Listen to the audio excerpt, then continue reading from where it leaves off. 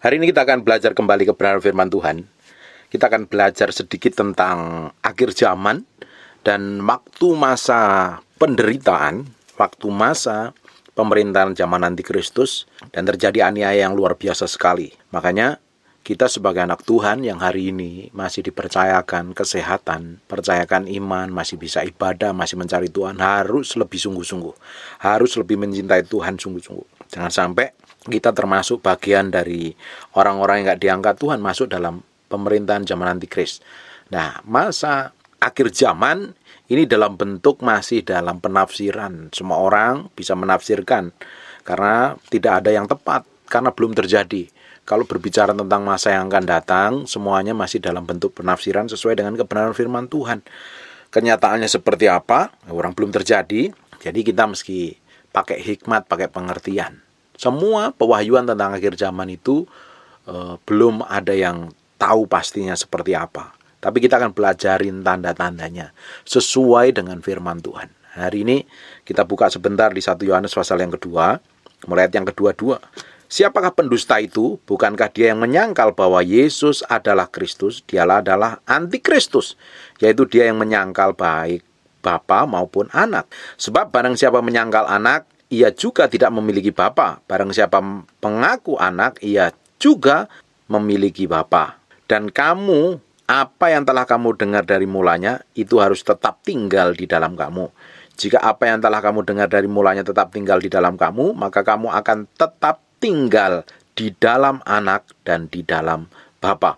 Nah, antikristus nanti muncul. Dan antikristus itu siapa? Itu belum jelas siapa. Banyak orang menafsirkan. Ada yang dari Eropa, ada yang dari Amerika, bahkan ada hamba Tuhan yang menurut saya konyol menafsirkan bahwa antikristus itu adalah presiden Amerika, atau dari Italia, dari Roma, macam-macam. Semuanya masih dalam bentuk penafsiran. Dan kita harus belajar. Yang jelas, antikristus itu menyangkal bahwa Yesus Kristus adalah Tuhan. Dia menyangkal Bapa. Dia nggak percaya bahwa Yesus Kristus adalah Tuhan. Kita cek saja sampai hari ini. Siapa sih yang paling getol menyangkalin ketuhanan Yesus? Siapa mereka? Itulah yang disebut antikristus. Nah, hari ini antikristus yang manifestasinya itu belum ada. Hanya rohnya yang hari ini masih bekerja di antara kita. Rohnya itu masih ada. Coba sekarang buka di ayat yang ke-18-nya. Anak-anakku, waktu ini adalah waktu yang terakhir. Dibilang ini adalah waktu yang terakhir.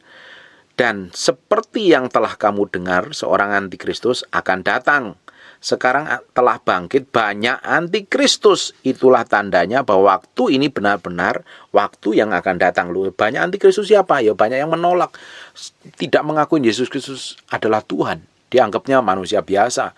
Bahkan ada beberapa orang yang lebih getol sekali ngomong bahwa Yesus itu ya seperti manusia, layaknya nabi biasa. Mereka adalah antikristus sebenarnya. Orang yang nggak mengakui ketuhanan Yesus Kristus, mereka adalah antikristus. Bapak Ibu, meski pakai hikmat, siapakah itu? Orang di sekitarmu kan banyak yang nggak mengakui Yesus. Mereka adalah antikristus. Nah, kita akan lihat apa yang terjadi dengan antikristus ini. Nah, ketika nanti Tuhan Yesus datang untuk kedua kali, dia menjemput kita di awan-awan permai. Yang mati dahulu dibangkitkan dari kubur, dan baru kita diangkat-angkat dalam sekejap mata di awan-awan permai.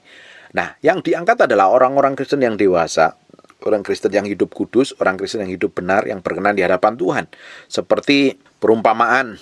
Sekarang buka di Matius pasal yang ke-24 mulai ayat yang ke-37. Kita akan lihat apa yang terjadi. Sebab sebagaimana halnya zaman Nuh, demikian pula halnya kelak pada kedatangan Anak Manusia. Sebab sebagaimana mereka pada zaman sebelum air bah itu makan dan minum, kawin dan mengawinkan, sampai pada hari Nuh masuk ke dalam bahtera. Dan mereka tidak tahu akan sesuatu sebelum air bah itu datang dan melenyapkan mereka semua. Demikian pula lah halnya kelak pada kedatangan Anak Manusia. Pada waktu itu kalau ada 2 orang di ladang, yang seorang akan dibawa dan yang lain akan ditinggalkan nih. Ada orang 2 di ladang, 1 diangkat Tuhan, 1 ditinggalkan. Kalau ada 2 orang perempuan sedang memutar batu kilangan sedang bekerja, yang seorang akan dibawa dan yang lain akan ditinggalkan. Karena itu berjaga-jagalah, sebab kamu tidak tahu pada hari mana Tuhanmu datang. Tetapi ketahuilah ini, Jika tuan rumah tahu pada waktu pada malam hari pencuri akan datang, sudahlah pasti ia berjaga-jaga dan tidak akan membiarkan rumahnya dibongkar. Sebab itu, hendaklah kamu siap sedia karena Anak Manusia datang pada saat yang tidak kamu duga. Pada saat kedatangan Tuhan, kedua kali dia akan datang mendadak menjemput kita, anak-anak yang didapatin berkenan di hadapan Tuhan. Didapatin hidup benar di hadapan Tuhan. Nah, Bapak Ibu, hari ini kita meski mempersiapkan diri kita itu begitu rupa. Kita harus hidup benar di hadapan Tuhan. Kita harus jaga hati kita begitu rupa supaya kita didapatin suatu hari kalau kita ini menghadap Tuhan, Tuhan datang untuk kedua kali, kita udah siap sedia. Jangan menjadi anak-anak yang orang-orang dunia, seperti orang-orang dunia yang nggak ngerti kebenaran, hidup maunya sendiri, jalan maunya sendiri, nggak ngerti apa-apa. Nah, kalau masuk dalam masa pengangkatan dan tidak didapatin kita ini di orang yang diangkat Tuhan, kita akan menjadi orang yang tertinggal. Nah, waktu kita ini menjadi orang yang tertinggal, kita akan masuk penderitaan yang luar biasa sekali, Bapak Ibu. Nih, sekarang buka di 1 Yohanes pasal yang ke-4 ayat yang ke-3. Perhatikan baik-baik. Dan setiap roh yang tidak mengaku Yesus tidak berasal dari Allah. Roh itu adalah roh antikristus. Dan tentang dia telah kamu dengar bahwa ia akan datang dan sekarang ini ia sudah ada di dalam dunia. Rohnya sudah bekerja. Tapi ada yang menahan. Beberapa waktu yang lalu kita belajar. Antikristus ini sekarang ini belum muncul ke muka bumi. Tapi rohnya sedang bekerja. Rohnya belum bisa bekerja leluasa karena ada yang menahan. Yang menahan siapa? Anak-anak Tuhan yang hidup kudus, hidup benar, dipenuhi Roh Kudus, setiap hari berdoa, peperangan rohani, menahan semua pekerjaan setan, menghancurkan semua pekerjaan setan. Mereka yang menahan anak-anak Tuhan, kita yang hidup benar di hadapan Tuhan itu yang menahan. Antikristus belum bekerja sampai hari ini. Tetapi ketika nanti ada pengangkatan, kita anak-anak Tuhan yang didapatin benar, dipenuhi Roh Kudus, hidup benar, hidup kudus suci, seperti perumpamaan tentang 5 anak darah, dan didapati benar, kita akan dijemput bertemu dengan mempelai lakinya Yesus Kristus, kita adalah mempelai perempuannya. Nah, yang tertinggal, dia akan masuk masa aniaya. Sekarang perhatikan di 2 Yohanes pasal yang pertama ayat yang 7. 2 Yohanes ayat pasal pertama ayat yang ke-7. Sebab banyak penyesat telah muncul dan pergi ke seluruh dunia yang tidak mengaku bahwa Yesus Kristus telah datang sebagai manusia. Itu adalah si penyesat dan antikristus. Nih, antikristus itu adalah penyesat yang mereka nggak mengakui Yesus Kristus adalah Tuhan. Coba Bapak Ibu, siapa yang paling getol hari ini yang tidak mengakui Yesus Kristus adalah Tuhan? Bapak Ibu bisa lihat dengan mata kepala sendiri sekitarmu. Dan mereka adalah si penyesat dan antikristus. Nanti kita lihat di Daniel pasal yang kedua tentang akhir zaman siapa itu yang disebut oleh pengikutnya antikristus itu siapa. Kita akan lihat orang yang tidak masuk dalam pengangkatan, dia akan masuk masa aniaya besar. Bapak Ibu sekarang buka di Markus pasal 13, 19 dan 20. Sebab pada masa itu akan terjadi siksaan seperti yang belum pernah terjadi sejak awal dunia yang diciptakan Allah sampai sekarang dan tidak akan pernah terjadi lagi. Dan sekiranya Tuhan tidak mempersingkat waktunya, maka dari segala yang hidup tidak akan selamat. Akan tetapi oleh karena orang-orang pilihan telah dipilihnya, Tuhan mempersingkat waktunya. Bapak Ibu, nanti waktu zaman antikristus berkuasa, itu 3,5 tahun pertama dan 3,5 tahun kedua, itu terjadi aniaya, siksaan yang luar biasa. Perhatikan sekarang di Matius 24, 9 dan 10. Pada waktu itu kamu akan diserahkan supaya disiksa dan kamu akan dibunuh dan akan dibenci semua bangsa oleh karena namaku. Dan banyak orang akan murtad dan mereka saling menyerahkan dan saling membenci. Waktu zaman pemerintahan antikristus, mereka begitu berkuasa. Orang harus bisa menyelamatkan ke gunung, ke bukit. Bapak Ibu, kejadian ini Bapak Ibu bisa lihat beberapa tahun yang lalu terjadi di Irak, di Suriah, di Libya. Apa yang terjadi? Siapa yang berkuasa? Orang-orang yang gak sepaham dipotong lehernya, dibunuh. Saya percaya itu kejadian akan terjadi di akhir zaman nanti ketika antikristus memerintah. Sekarang kita akan buka di Daniel pasal yang kedua. Daniel pasal yang kedua, tentang penglihatan. Kita akan baca Mulai ayat yang ke-40, sesudah itu akan ada suatu kerajaan keempat yang keras seperti besi. Bapak Ibu nanti baca seluruh kitab Daniel ya. Tentang sebuah patung, tepat seperti besi yang meremukkan dan menghancurkan segala sesuatu. Dan seperti besi yang menghancur luluhkan, maka kerajaan itu akan meremukkan dan menghancur luluhkan semuanya. Dan seperti Tuanku lihat, kaki dan jari-jarinya sebagian dari tanah liat tukang periuk, dan sebagian lagi besi. Itu berarti bahwa kerajaan itu terbagi. Memang kerajaan itu juga keras seperti besi. Sesuai dengan Tuanku lihat, besi itu bercampur dengan tanah liat.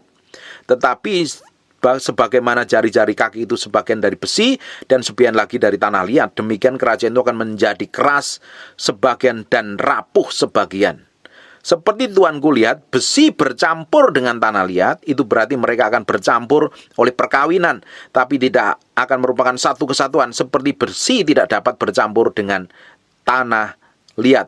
Bapak Ibu nanti baca tentang mimpinya Nebukadnezar ini secara detail. Nanti Bapak Ibu baca tentang mimpinya Nebukadnezar ini berbicara tentang patung. Itu berbicara ada yang kepala dari emas, itu berbicara tentang kerajaan Babel. Dada perak berbicara tentang kerajaan Persia. Paha dari tembaga itu berbicara tentang kerajaan Yunani. Dan kaki ini besi ini, banyak orang menafsirkan itu adalah Roma. Tapi menurut saya kita akan coba lihat ya kaki ini. Kita akan lihat kembali ke kitab Daniel pasal yang ke-2 ayat yang ke-43. Perhatikan baik-baik. Seperti Tuanku lihat besi bercampur dengan tanah liat, itu berarti mereka akan bercampur oleh perkawinan, tetapi tidak akan merupakan satu kesatuan. Seperti besi tidak dapat bercampur dengan tanah liat. Bapak Ibu sekarang lihat, ada beberapa kata yang diulang-ulang berkali-kali di sini. Di ayat yang ke-43, seperti Tuanku lihat besi bercampur dengan tanah liat. Itu berarti mereka akan bercampur oleh perkawinan. Tetapi tidak akan merupakan satu kesatuan. Seperti besi tidak dapat bercampur lagi. Dalam satu ayat, kata bercampur diulang 3 kali. Kalau dalam satu ayat itu diulang berkali-kali, itu kata Alkitab itu penting sekali. Bapak Ibu kita lihat ya, kata bercampur itu dari bahasa aslinya. Nanti Bapak Ibu lihat di Strong Concordance, di Daniel pasal yang kedua ayat 43, kata bercampur itu artinya mix. Dalam bahasa Ibrani, kata mix itu artinya Arab. Bapak Ibu lihat Arab. Dan saya percaya, kaki yang belum digenapi nanti, dan kaki itu akan memerintah dengan keras sekali, akan menghancurkan, mengerikan sekali. Sekarang mulai ayat 39 saja, kita baca ayat 39 ya. Tetapi sesudah Tuanku akan muncul suatu kerajaan yang kurang besar, dan kerajaan Tuhan kemudian suatu kerajaan lagi, yakni yang ketiga, dari tembaga yang akan berkuasa atas seluruh bumi. Nih, ayat yang ke-40 perhatikan. Sesudah itu akan ada suatu kerajaan yang keempat.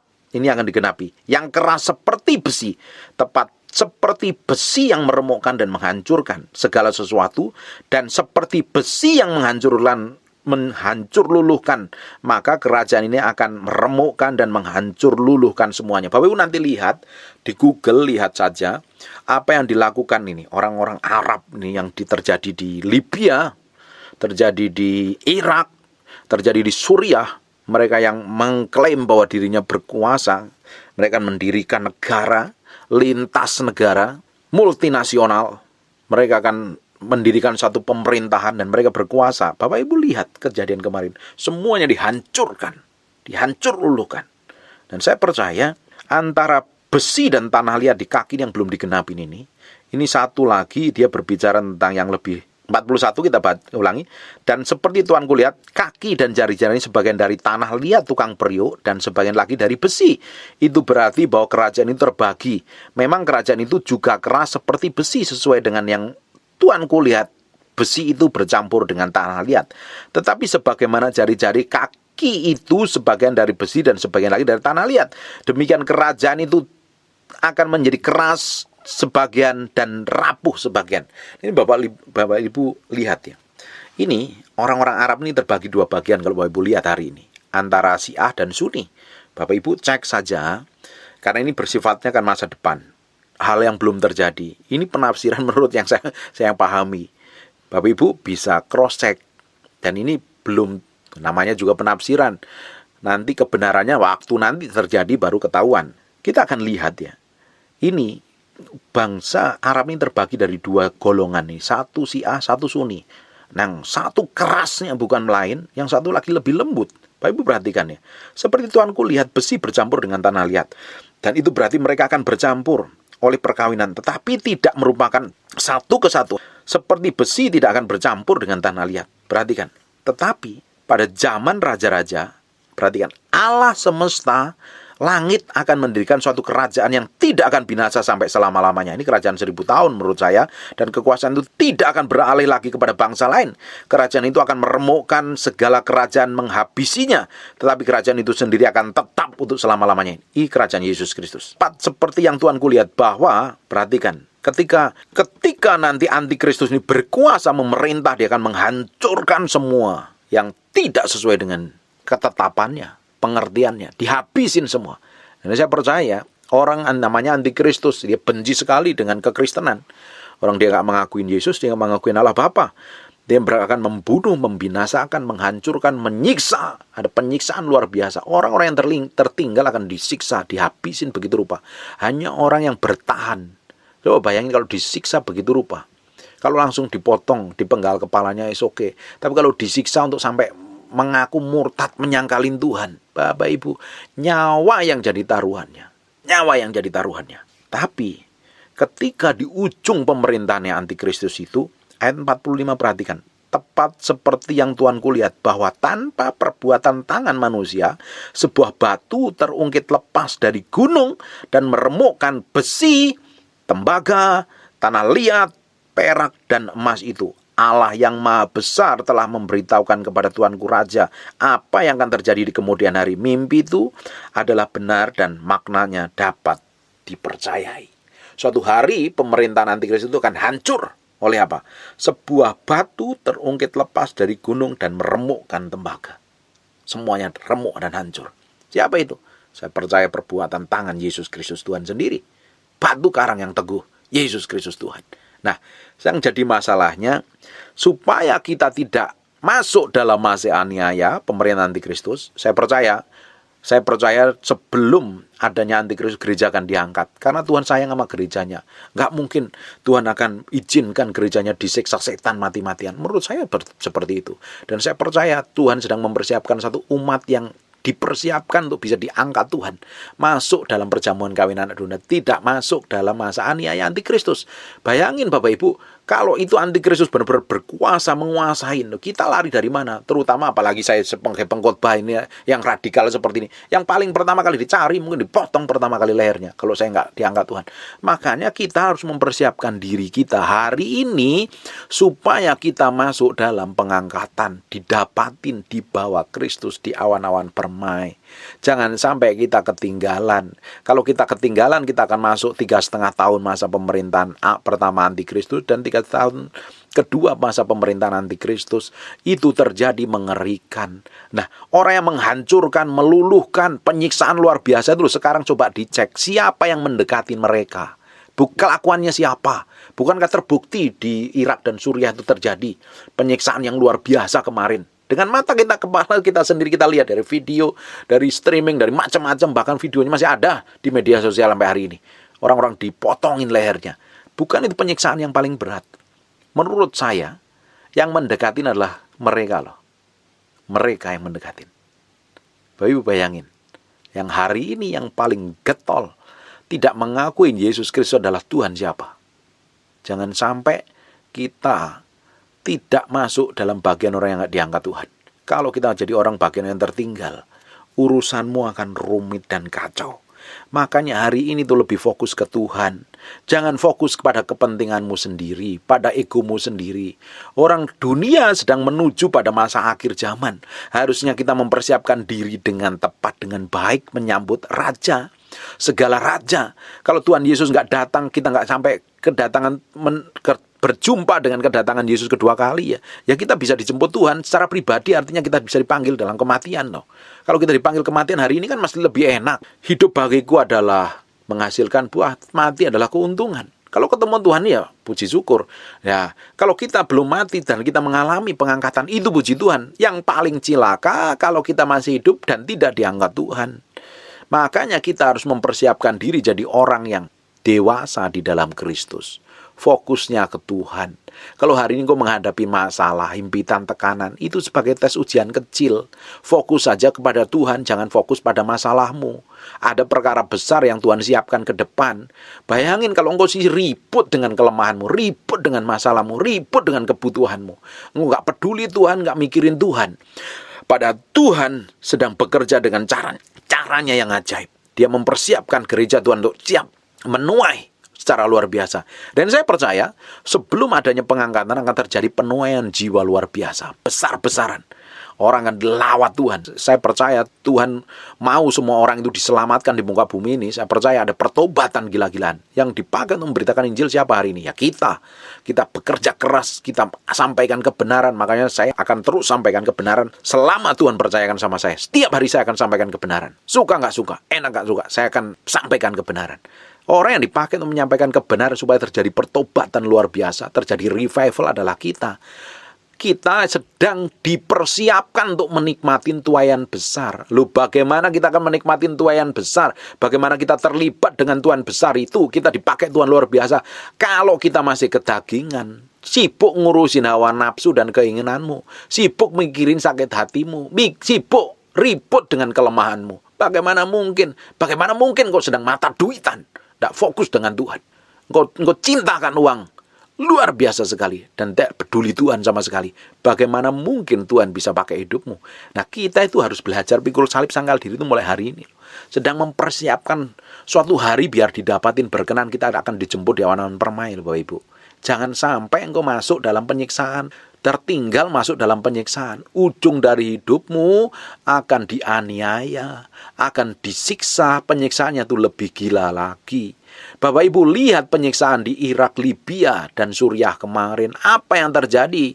Mereka, apalagi kemarin Bapak Ibu bisa lihat kan orang-orang Kristen dianiaya luar biasa. Bahkan orang yang sealiran dengan mereka tetapi nggak sepaham dengan mereka aja disikat habis kok.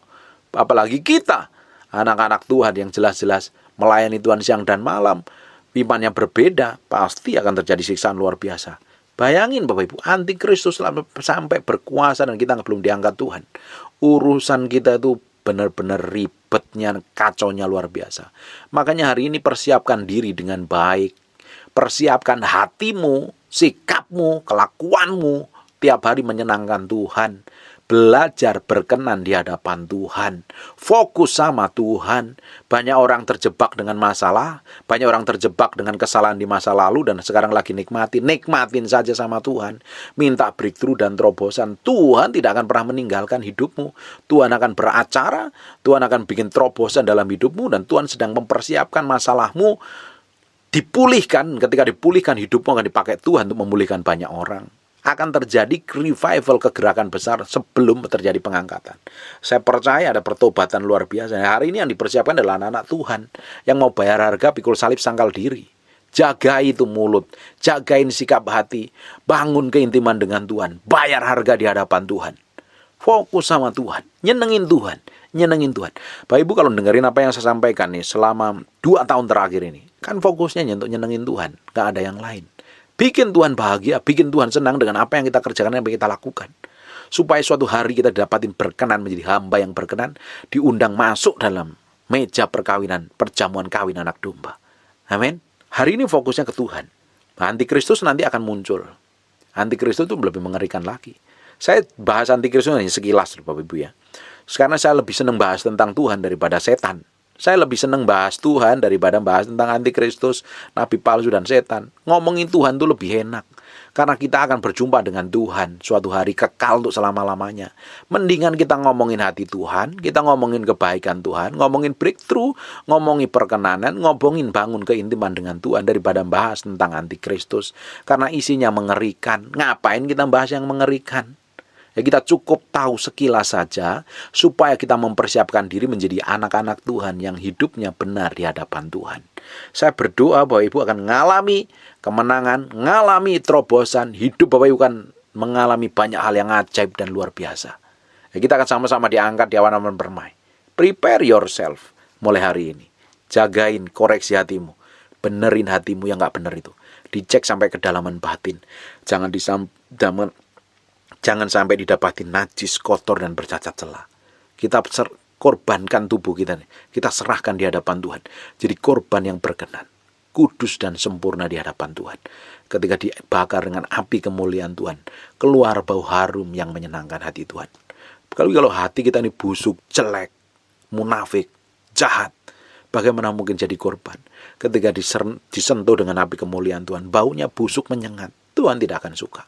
Dibutuhkan tubuh kita, jiwa kita, dan roh kita jadi korban persembahan yang berkenan di hadapan Tuhan setiap hari, setiap hari, setiap hari, dan setiap hari. Belajar terus berjalan dalam ketetapan Tuhan, menyenangkan hati Tuhan. Kita harus masuk dalam perjamuan kawin anak domba, bukan menjadi bilangan orang yang tertinggal pada zaman antikristus. Mengerikan sekali. Mengerikan sekali. Saya berdoa Bapak Ibu, semakin hari semakin hidup benar, semakin hidup kudus, semakin menyukakan Tuhan. Semakin belajar hari demi hari, menghitung hari dengan ketepatan ilahi. Melakukan apapun yang mau diputuskan, yang dilakukan, dipikir dan ditimbang dengan baik. Supaya semuanya untuk kemuliaan Yesus Kristus Tuhan. Amin. Tutup matamu dan tutup Alkitabmu, kita berdoa. Bapa, dalam nama Yesus, terima kasih firman-Mu. Kami materikan dengan darah Yesus. Kami minta pengurapan Tuhan, diberikan hikmat, wahyu, dan pengertian, supaya hidup kami semakin berkenan di hadapan Tuhan. Bahwa kami terus semakin hari semakin memiliki kedalaman dengan hati-Mu, memiliki hubungan yang dalam, hubungan yang intim. Belajar terus kami menyenangkan hati-Mu, membuat Engkau bahagia setiap hari, membuat Engkau disenangkan, membuat Engkau disukakan, dan nama-Mu ditinggikan di antara para bangsa. Hidup kami semakin hari semakin didapatin kudus, suci, dan sempurna di hadapan-Mu.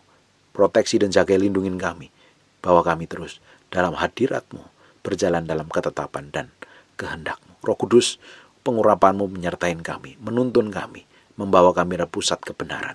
Terima kasih buat malam hari ini. Anugerah-Mu dan kemurahan-Mu saja yang mengalir dalam kehidupan kami. Kami berdoa juga untuk beberapa orang yang sedang sakit. Taruh kananmu di bagian sakit. Bapak, hamba-Mu berdoa untuk semua orang yang sedang sakit, terbaring di rumah sakit, terbaring di tempat tidur, sedang melakukan aktivitas apapun yang sedang sakit. Hamba-Mu berdoa oleh darah Yesus, oleh bilur Yesus, jadilah engkau tahir, jadilah engkau sembuh. Sembuh dalam nama Yesus. Aku lepaskan urapan dari tempat ini dalam nama Yesus. Sembuh, breakthrough, dan terobosan terjadi dalam hidup. Terima kasih Tuhan buat firman-Mu. Kami kembalikan segala hormat, pujian, pengagungan buat Yesus Kristus, Raja di atas segala raja. Mulai hari ini dan selama-lamanya kami mempersembahkan hidup kami, supaya Kau dapatin berkenan dan menyenangkan hati-Mu. Menyenangkan hati-Mu dalam nama Yesus. Haleluya. Amin. And God bless you.